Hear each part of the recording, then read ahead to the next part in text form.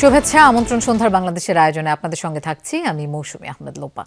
বাজেটে শুল্ক কর কাঠামোতে আনা হচ্ছে বড় ধরনের পরিবর্তন। কর ছাড়ে মনোযোগ দেবার পাশাপাশি খুঁজে বের করা হয়েছে নতুন খাত। পণ্যমূল্য কমিয়ে আনতে শুল্ক কাঠামোতে ছাড় দেওয়া হতে পারে। দেশে উৎপাদনমুখী শিল্পও পাবে সুবিধা। ব্যক্তি করমুক্ত আয়সীমায় থাকবে কিছুটা স্বস্তি, কিন্তু আছে শুভঙ্করের ফাঁকি। ইলেকট্রিক গাড়ি, সোলার প্যানেল স্থাপনে দেয়া হবে বড় ধরনের সুযোগ। কন্টেন্ট ক্রিয়েটরদের আয়ে ভাগ বসাবে না সরকার। দাম বাড়তে পারে সিগারেট ও দেশি মদের।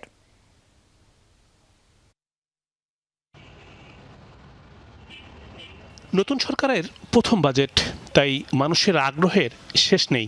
কোন পণ্যের দাম বাড়বে, কমবে বা কি?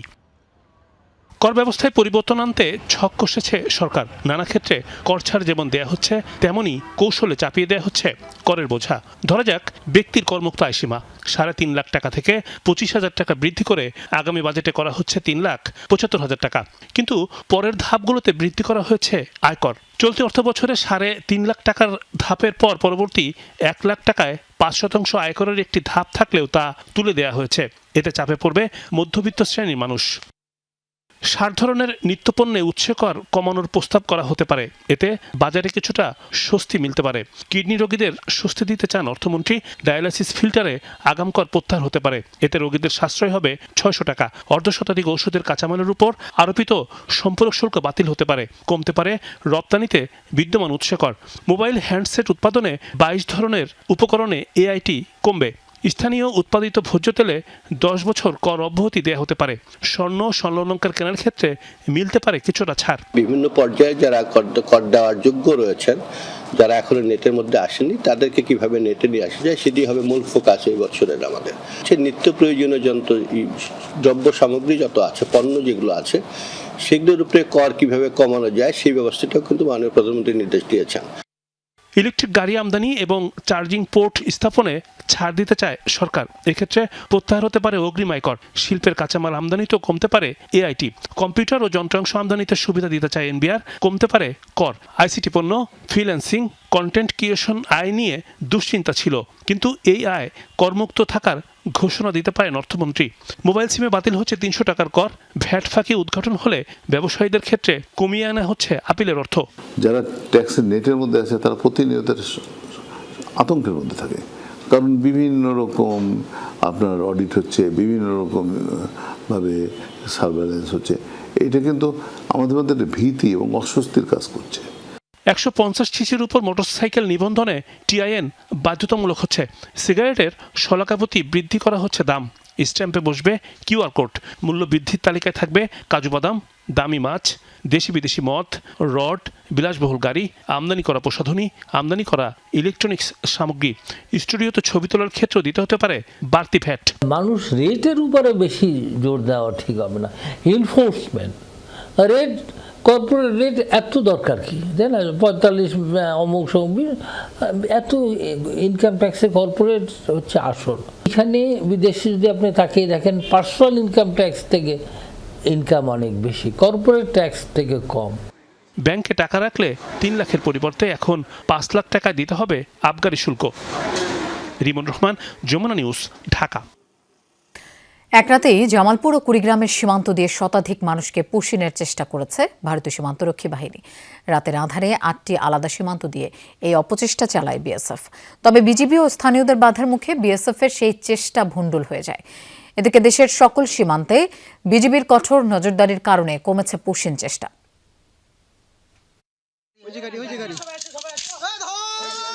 একের পর এক ট্রাক ভিড়ছে সীমান্তের ওপারে। রাতের আধারে তাদের কাঁটাতার পেরিয়ে এপারে ঠেলে দেওয়ার পরিকল্পনা করে ভারতীয় সীমান্তরক্ষী বাহিনী। গতরাতে জামালপুরের দেওয়ানগঞ্জ, বকশীগঞ্জ এবং কুড়িগ্রামের রৌমারী ও রাজীবপুর উপজেলার ৮টি সীমান্ত এলাকায় শতাধিক মানুষকে পুশিনের চেষ্টা করে বিএসএফ। তবে কোনোভাবেই সেই চেষ্টা সফল হতে দেয়নি বিজিবি। এখানে আমাদের বর্ডার মোটামুটি আমরা খুব সতর্কভাবে আছি, এবং কি আইনের বিজিবি যারা আছে তারাও আমাদের সাথে সর্বক্ষণই তারা রাত দিন এখানে আছে। আমগর বর্ডার গার্ড বিজিবি আছে এখানে, আমরাও সর্বক্ষণ তাগর লগে আছি। যে কোনো সময় রাত হয়ে আর দিন হোক ২৪ ঘন্টা আমরা বর্ডারেই আমগর বাড়ি, আমরা বর্ডারে থাকি। একটা লোক আমরা ঢুকতে দেবো না। অনুপ্রবেশ ঠেকাতে সীমান্ত এলাকায় নজরদারি বৃদ্ধি করেছে বিজিবি। অরক্ষিত এবং গুরুত্বপূর্ণ স্থানে বাড়ানো হয়েছে টহল। একই সঙ্গে গোয়েন্দা তৎপরতা বাড়ানো হয়েছে। বিজিবির পাশাপাশি রাতে সীমান্ত পাহারা দিচ্ছেন স্থানীয়রাও। এদিকে বিজিবির কঠোর নজরদারিতে দেশের অন্যান্য সীমান্ত এলাকায় কমেছে পুশিন চেষ্টার ঘটনা। লালমনিরহাট, ঠাকুরগাঁও, মেহেরপুর ও পঞ্চগড়ে জোরদার করা হয়েছে টহল। রাহিম সারোয়ার, যমুনা নিউজ। ভারতের সাথে চলমান পুশিন সমস্যার স্থায়ী সমাধান চায় বাংলাদেশ।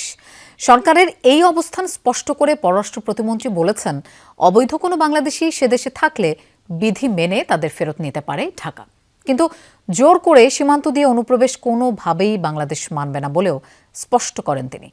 বলেন, বাংলাদেশ বিশেষ কোনো দেশের ব্লকে যাবে না, তাই অন্যের সাথে যোগাযোগ ঢাকা দিল্লি সম্পর্কে প্রভাব ফেলবে না বলেও মনে করেন প্রতিমন্ত্রী। তবে দ্বিপাক্ষিক সম্পর্ক সমতা, ন্যায্যতার ভিত্তিতে হতে হবে বলেও সাফ জানান শামা ওবায়দ। মাহফুজ মিশুর রিপোর্ট।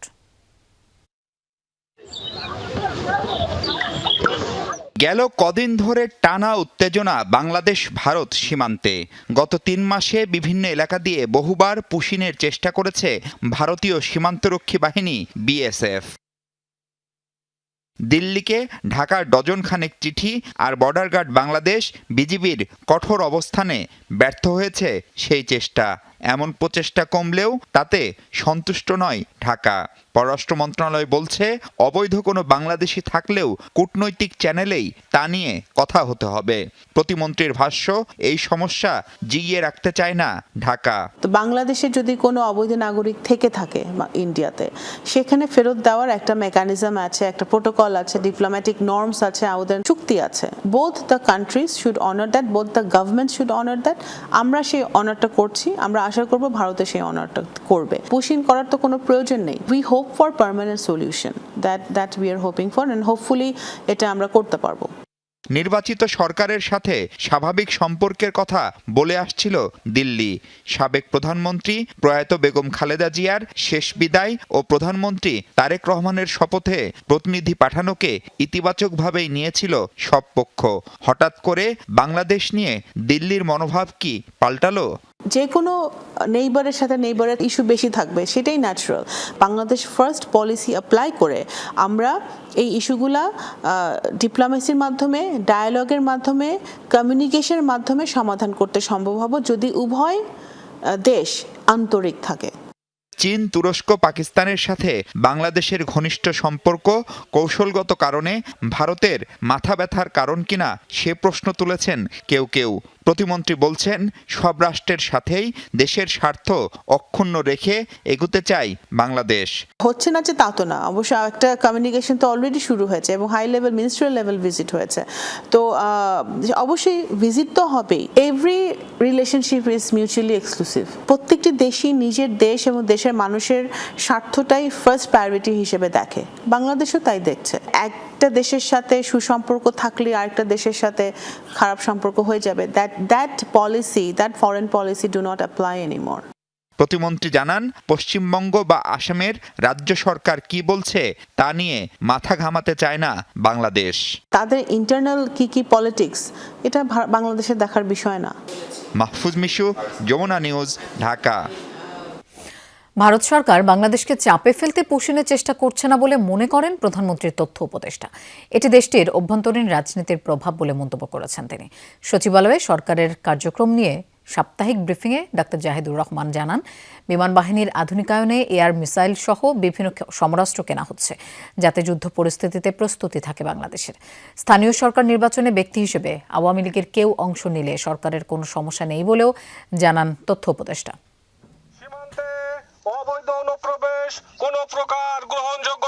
পশ্চিমবঙ্গে বিজেপি সরকার গঠনের পর পুশিন নিয়ে উত্তেজনা বেড়েছে বাংলাদেশ ভারত সীমান্তে। সচিবালয়ে ব্রিফিংয়ে এই নিয়ে কথা বলেছেন প্রধানমন্ত্রীর তথ্য উপদেষ্টা।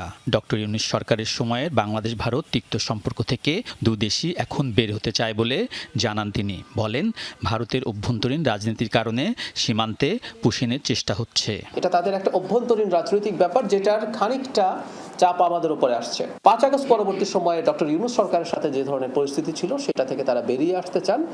দুই দেশই চায় সেটা। সেজন্য আমি মনে করি যে সংকটটা প্রাইমারিলি দেখা যাচ্ছে এটার একটা সমাধান দ্রুত হবে।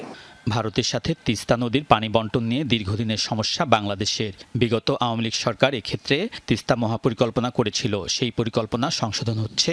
তথ্য উপদেষ্টা জানান, নতুন করে পরিকল্পনা সাজিয়ে চলতি বছরেই জমা দেওয়ার নির্দেশনা দিয়েছেন প্রধানমন্ত্রী। আগের তিস্তা প্রজেক্টেরও যদি কিছু এক্সটেনশন করে সব মিলিয়েও 20,000 কোটি টাকার মতো খরচ হতে পারে। এই টাকাটা বাংলাদেশ সরকারই আসলে দিতে পারে, এটা কোনো বড় টাকা মোটেও না। যদি 7 বছরে হয় 2,500-3,000 কোটি টাকা প্রতি বছর। কিন্তু একই সাথে সরকার আবার এই অপশনও রাখছে, এইটার ব্যাপারে কেউ সাহায্য করবে কিনা, করতে পারে কিনা সেটাও আছে। যুদ্ধ পরিস্থিতিতে প্রস্তুতি রাখার জন্য সশস্ত্র বাহিনীকে আরও আধুনিকায়ন করতে চায় সরকার। এর অংশ হিসেবে বিমান বাহিনীর জন্য এয়ার মিসাইল সহ নানা সমরাস্ত্র কেনা হচ্ছে। বাংলাদেশ তার সামরিক বাহিনীকে উন্নত, আধুনিক এবং কমব্যাট রেডি একটা কথা বলা হয়, যে কোনো রকম যুদ্ধের পরিস্থিতির জন্য প্রস্তুত করার কাজ চলমান আছে। Attack helicopter, VIP helicopter, UAV মানে যেগুলোকে আমরা সহজ ভাষায় ড্রোন বলি, আননোন এরিয়াল ভেহিকলস, এগুলো কেনার জন্য আরও অনেকগুলো, যেমন ধরুন electronic warfare system, medium range surface two air missile, এগুলো বাংলাদেশ প্রকিউর করার জন্য কাজ এগিয়ে নিয়ে যাচ্ছে। তথ্য উপদেষ্টা বলেন, আওয়ামী লীগের কার্যক্রম নিষিদ্ধ রাখার জন্য অন্তর্বর্তী সরকারের সন্ত্রাস বিরোধী আইনের অনুমোদন দিয়েছে বিএনপি সরকার। তবে স্থানীয় সরকার নির্বাচনে পদ পদবি ব্যবহার না করে দলটির কেউ ব্যক্তিগতভাবে অংশ নিতে চাইলে সমস্যা নেই। ব্যক্তি হিসাবে যে কেউ যদি ক্রাইটেরিয়া যা আছে সেটা ফুলফিল করতে পারেন, তিনি যদি মনে করেন নির্বাচন করবেন, তিনি নির্বাচন করতে পারেন। সরকারের দিক থেকে বাধা দেওয়ার কোনো কারণ নেই। ধরুন এই পার্লামেন্ট ইলেকশনে আওয়ামী লীগের কোনো এককালের কোনো নেতা চাইলেন যে আমি নির্বাচন করব, তিনি নির্বাচন করতে পারতেন, এমনকি মামলা থাকা, জেলে থাকার পরও। মিথ্যা তথ্য দিয়ে অপপ্রচার বন্ধে সরকার ব্যবস্থা নিচ্ছে বলে জানিয়েছেন তথ্য উপদেষ্টা। বলেন, এর গ্রাউন্ড ওয়ার্ক চলছে, গঠন করা হচ্ছে মন্ত্রণালয়ের আইনজীবী প্যানেল। সেগুলো সব বন্ধ হবে। Alamgir Swapan, Jamuna news, Dhaka. Honours course থেকে ইতিহাস, দর্শন ও বাংলা বিভাগের মতো বিষয় বাদ দেওয়ার খবরকে ভিত্তিহীন বলে উড়িয়ে দিয়েছেন শিক্ষামন্ত্রী আনম এহসানুল হক মিলন। তিনি বলেন, সরকার কর্মমুখী শিক্ষাকে গুরুত্ব দিয়ে নতুন নতুন বিভাগ সংযোজনের বিষয় পর্যালোচনা করছে। বাংলা, ইতিহাস ও দর্শন বিভাগ অনার্সে থাকবে, তবে সব জায়গায় থাকবে কিনা তা নিয়ে আলোচনা চলছে বলে জানিয়েছেন প্রধানমন্ত্রীর তথ্য উপদেষ্টা ডাক্তার জাহিদুর রহমান। তিনি বলেন, এসব বিষয়ে এখনো কোনো সিদ্ধান্ত চূড়ান্ত হয়নি। স্নাতক পর্যায় থেকে বাংলা, দর্শন ও ইতিহাসের মতো বিষয় বাদ দেওয়া হচ্ছে এমন খবর প্রকাশ করে বেশ কিছু গণমাধ্যম, জানিয়ে সামাজিক মাধ্যমে তীব্র সমালোচনা শুরু হয়। দুপুরে একনেক বৈঠক শেষে শিক্ষামন্ত্রী এহসানুল হক মিলনের কাছে এ বিষয়ে জানতে চান সাংবাদিকরা। বিষয় বাদ দেওয়ার এমন তথ্য শুনে বিস্ময় প্রকাশ করেন শিক্ষামন্ত্রী। এরকম কোনো আলোচনা হয়নি। আর বাংলা মাতৃভাষা, এটা কি বাদ দেওয়া যেতে পারে? এমন কোনো আলোচনা হয়নি এবং আমার জ্ঞাতসারে নেই। আমি জানি না এই নিউজ কোত্থেকে আসলো। এ সময় তিনি সরকারের কর্মমুখী শিক্ষার পরিকল্পনার কথা জানান। বলেন, কর্মসংস্থানের চাহিদা বিবেচনা করে বেশ কিছু নতুন নতুন বিভাগ সংযোজন করার চিন্তা করছে সরকার। মার্কেট ড্রিভেন ডিমান্ড অনুযায়ী তো কোর্স আমরা রেগুলারলি ইন্ট্রোডিউস করছি, প্রত্যেকটি বিশ্ববিদ্যালয়ে আমরা ইন্ট্রোডিউস করছি এবং প্রত্যেকটি লেভেলেই আমরা ইন্ট্রোডিউস করছি। বাট বাংলাকে বাদ দিয়ে, ইতিহাসকে বাদ দিয়ে এমন কথা কোথাও হয়নি। এদিকে সচিবালয়ে বিভাগ বাদ দেওয়ার বিষয় নিয়ে কথা বলেন প্রধানমন্ত্রী তথ্য উপদেষ্টা ডাক্তার জাহিদুর রহমান। এসব সাবজেক্টে অনার্স থাকবে না আমি আসলে মনে করে থাকবে, কিন্তু আমরা এগুলো কতগুলো জায়গায় রাখবো, এটা কয়টা ভার্সিটিতে থাকবে, সেই আলাপগুলো হয়তো হতে পারে। কারণ আমরা বারবার বলছি আমাদের দক্ষ জনগোষ্ঠী প্রয়োজন। আমরা প্রতি বছর 21 থেকে 22 লাখ মানুষ কর্মবাজারে প্রবেশ করে। এছাড়া দেশের সকল বিশ্ববিদ্যালয় এবং বড় কলেজগুলোতে পর্যায়ক্রমে ছাত্র সংসদ নির্বাচন হবে বলে জানান তথ্য উপদেষ্টা। যে ভার্সিটি প্রস্তুত মনে করছে তারা করবেন, তারপর এভাবে চলবে। কিন্তু সরকারের নীতিগত অবস্থান হচ্ছে এই নির্বাচনগুলো হবে। আরেফিন শাকিল, যমুনা নিউজ, ঢাকা। প্রস্তাব ছিল 200 কোটি টাকার, কিন্তু অস্বাভাবিক সেই প্রস্তাব নাকচ করে 47 কোটি টাকায় বিশ্বকাপ ফুটবল সরাসরি সম্প্রচারের প্রচার সত্ত্ব পেয়েছে বাংলাদেশ। ফলে বিটিভি সহ 2 বেসরকারি চ্যানেল ও ওটিটি প্ল্যাটফর্মে বিশ্বকাপের ম্যাচ দেখানোর বাধা কেটে গেছে। তথ্য প্রতিমন্ত্রী জানিয়েছেন, সম্প্রচার সত্ত্বের খরচও মেটানো হচ্ছে দেশীয় প্রতিষ্ঠানের কাছে প্রচার সত্ত্ব বিক্রি ও বিজ্ঞাপনের মাধ্যমে।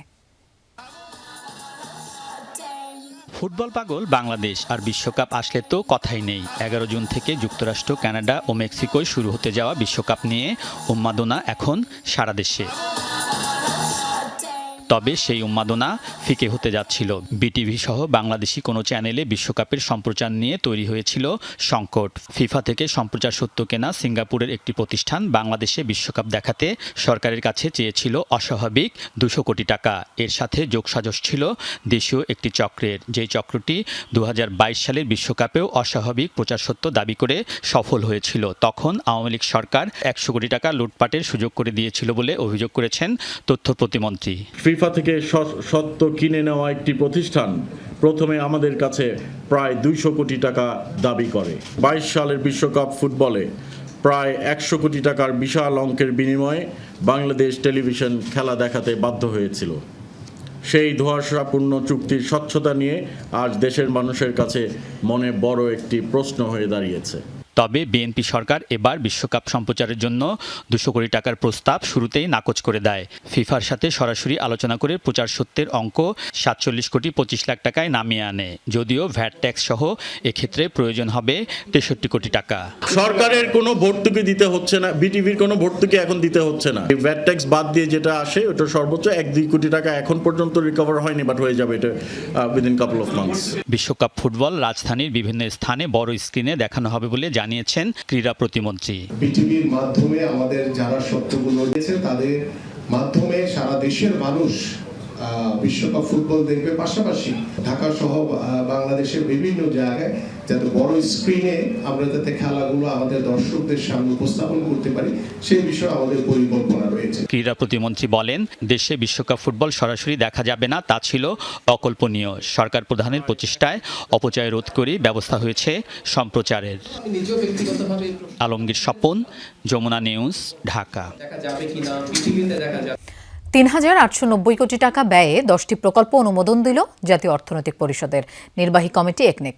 প্রধানমন্ত্রী তারেক রহমানের সভাপতিত্বে সভার প্রকল্প তালিকায় চীনা অর্থনৈতিক জোন থাকলেও তা নিয়ে আলোচনা হয়নি। উত্থাপিত হলেও পাশ হয়নি খুলনা শিপইয়ার্ড সড়ক প্রশস্তকরণ ও উন্নয়ন প্রকল্প। সচিবালয়ে জাতীয় অর্থনৈতিক পরিষদের নির্বাহী কমিটি একনেকের চতুর্থ সভা অনুষ্ঠিত হয় মঙ্গলবার দুপুরে। প্রধানমন্ত্রী তারেক রহমানের সভাপতিত্বে এই সভায় 12টি প্রকল্প উত্থাপিত হওয়ার কথা ছিল, কিন্তু আলোচিত চীনা অর্থনৈতিক জোন প্রকল্প নিয়ে কোনো আলোচনা হয়নি বলে বৈঠক সূত্র নিশ্চিত করেছে। এছাড়া আলোচনা হলেও আরও পরীক্ষা নিরীক্ষার জন্য ফেরত পাঠানো হয় খুলনা শিপইয়ার্ড সড়ক প্রশস্তকরণ ও উন্নয়ন প্রকল্প।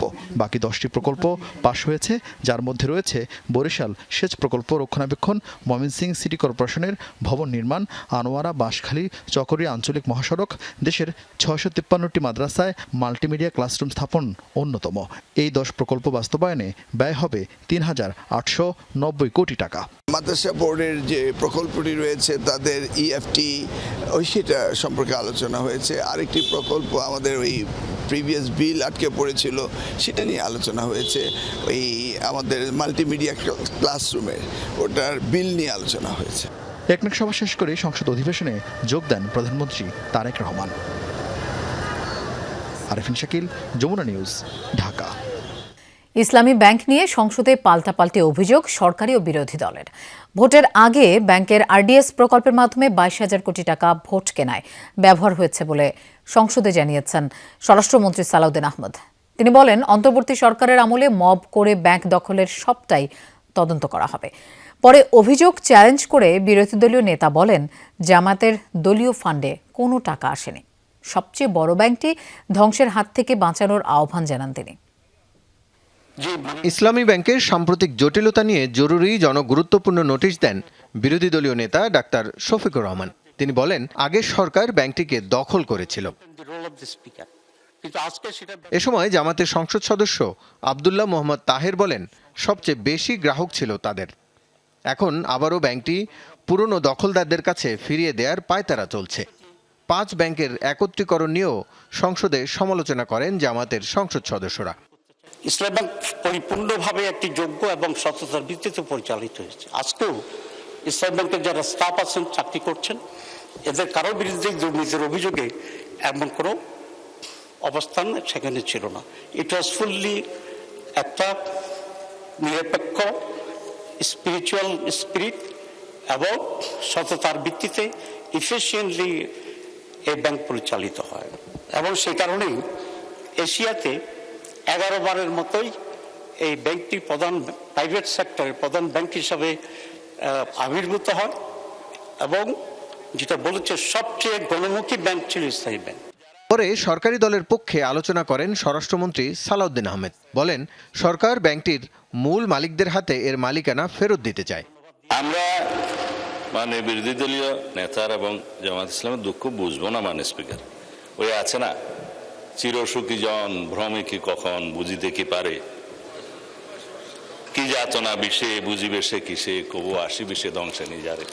ইসলামী ব্যাংক ইসলাম নয়, আমাদের জনাব মির্জা ফখরুল ইসলামও ইসলাম নয়, জামাতে ইসলামও ইসলাম নয়। সুতরাং সবকিছুতে ইসলামের উপরে হাত দিবেন না দোহাই দেওয়া কিন্তু ঠিক নয়। যারা লুটপাট করেছে তাদের সবাইকে আইনের আওতায় আনার তাগিদ দেন তিনি। কিন্তু তার আগে ব্যাংকটির CSR এর টাকা ও RDS প্রকল্পের টাকা কোথায় গেছে সে বিষয়ে তদন্ত হবে। একটা দাবি রাখি, অন্যায্যভাবে যাদেরকে চাকরিচ্যুত করা হয়েছে তাদের সবাইকে চাকরি ফেরত দেওয়ার জন্য একটা তদন্ত পরিচালনা করা হোক। আর যাদেরকে রাজনৈতিক বিবেচনায় চাকরি দেওয়া হয়েছে তাদের কয়টা সঠিক নিয়োগ হয়ে গেছে সে বিষয়েও তদন্ত করা হোক। মাননীয় অর্থমন্ত্রীকে অনুরোধ করছি, Bangladesh bank as regulatory authority of the banks, central bank, তার যথেষ্ট ক্ষমতা আছে, ব্যাংক কোম্পানি আইনের ক্ষমতা দেওয়া আছে, সেই জন্য সেভাবে যায়। পরে বিরোধী দলীয় নেতা বলেন, প্রমাণ ছাড়া কারো বিরুদ্ধে অভিযোগ দেয়া কাম্য নয়। এখন ব্যাংকে যাকে বসানো হয়েছে তিনি স্বৈরাচারের সহযোগী ছিলেন। অসৎ মানুষদের দিয়ে ব্যাংক পরিচালনা হলে আবারও ব্যাংকটি ধ্বংস হয়ে যাবে বলে মন্তব্য করেন তিনি। আমরা কি আবার সেকেন্ড আবুল বারাকাত হতে যাচ্ছি? RDS প্রকল্প কোনো দলের নয়, কোনো ধর্মেরও নয়। আমি নিজে বোর্ডে ছিলাম, আমি জানি এখানে বিভিন্ন ধর্মের মানুষ এখান থেকে বেনিফিশিয়ারি। এখানে দল ধর্ম দেখা হয় না, এখানে টার্গেট গ্রুপকে প্রাধান্য দেওয়া হয়। উনি কত 11,000 কোটি টাকার একটা রেফারেন্স দিয়েছেন, কে নিয়েছে এটা? আমি, আমার সহকর্মীরা? যদি এরকম হয়, দলের ফান্ডে যদি 1 টাকাও আসে, আমি বলবো সার্চ লাইট দিয়ে এটা তালাশ করে। এর আগে সংসদে শেয়ার বাজারে আস্থা ফিরিয়ে আনার কথা বলেন অর্থমন্ত্রী। এরই মধ্যে বেশ কিছু উদ্যোগ নেওয়া হয়েছে বলেও জানান তিনি। ইতিমধ্যে আপনারা জানেন, সিকিউরিটি অ্যান্ড এক্সচেঞ্জ কমিশন একটি নতুন কমিশন গঠন করা হয়েছে অত্যন্ত অভিজ্ঞ লোকদের নিয়ে, এবং আগামী দিনে ক্যাপিটাল মার্কেটকে অ্যাক্টিভেট করার জন্য, এর মাধ্যমে আমাদের অর্থনীতিতে নতুন গতি সঞ্চার করার জন্য আমাদের অনেকগুলো ডিরেগুলেশন আসবে। রাসেল আহমেদ, যমুনা নিউজ, ঢাকা। জনগণের ইচ্ছা অনুযায়ী সরকার গঠন না হওয়ায় সব প্রতিষ্ঠানে নির্লজ্জ হস্তক্ষেপ করছে এই সরকার, অপরাধীদের ক্ষমতার চেয়ারে বসাচ্ছে, এমন অভিযোগ করেছেন জামাত আমির ডাক্তার শফিকুর রহমান। মগবাজারে ছায়া বাজেট প্রস্তাবনায় তিনি বলেন, এই বাজেট কোনো দল বা গোষ্ঠীর জন্য নয়, এটি হতে হবে জনবান্ধব। সততা স্বচ্ছতা না থাকলে কোনো বাজেটই কার্যকর হবে না বলেও মন্তব্য করেন বিরোধী দলীয় নেতা। পরে 8,39,505 কোটি টাকার বিকল্প প্রস্তাব করে জামায়াত। বাজেট সামনে রেখে ছায়া বাজেট প্রস্তাবনার আয়োজন করে বিরোধী দল জামাত। এতে উপস্থিত ছিলেন বিরোধী দলীয় নেতা সহ 11 দলের শীর্ষ নেতারা। 87,999 কোটি টাকার তুলনায় বাজেট প্রস্তাবনার উদ্বোধনী বক্তব্যে বিরোধী দলীয় নেতা ডাক্তার শফিকুর রহমান অভিযোগ করেন, ব্যাংক, বীমা সহ বিভিন্ন প্রতিষ্ঠানে সরকার রাজনৈতিক হস্তক্ষেপ করছে। আমরা যা আশঙ্কা করেছিলাম এখন তা স্পষ্ট হয়ে উঠেছে। সমাজে আর্থিক, রাজনৈতিক, প্রাতিষ্ঠানিক, সাংবিধানিক সকল জায়গায় আজকে নির্লজ্জ রাজনৈতিক হস্তক্ষেপ একেবারেই স্পষ্ট। বাজেট কোনো দলের জন্য নয় উল্লেখ করে জামাত আমির স্বচ্ছতা বজায় রেখে জনগণকে ধোঁকা না দিয়ে জনকল্যাণমুখী ও বাস্তবসম্মত বাজেট দিতে সরকারের প্রতি আহ্বান জানান। সততা, স্বচ্ছতা, জবাবদিহিতা যদি নিশ্চিত করা যায়, আমরা মনে করি যে বাজেট প্রস্তাবনা আমরা করব সেটা অবশ্যই অর্জনযোগ্য, এটা অর্জন করা সম্ভব।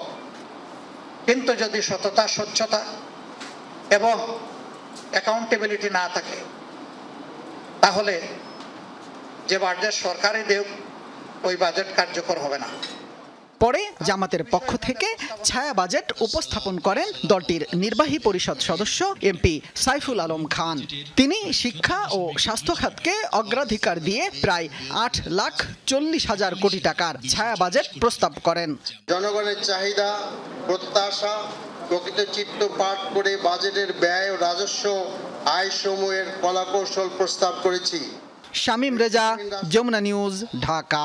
পুলিশের গাড়িতে হামলা ভাঙচুরের ঘটনা ঘটেছে। সকালে ঢাকা চট্টগ্রাম মহাসড়কের নিমসার বাজার এলাকায় এই ঘটনা ঘটে। পুলিশ জানায়, ঢাকা চট্টগ্রাম মহাসড়কে চলাচলকারী একটি ব্যাটারি চালিত অটোরিকশা জব্দ করে থানায় নিচ্ছিল হাইওয়ে পুলিশ। এ সময় অটোরিকশা উল্টে চালক আহত হয়।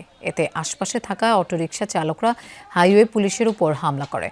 এ সময় পুলিশের একটি গাড়ি ভাঙচুর করা হয়। খবর পেয়ে আইনশৃঙ্খলা বাহিনীর সদস্যরা ঘটনাস্থলে গিয়ে পরিস্থিতি নিয়ন্ত্রণে আনে। হামলার ঘটনায় একজনকে আটক করা হয়েছে।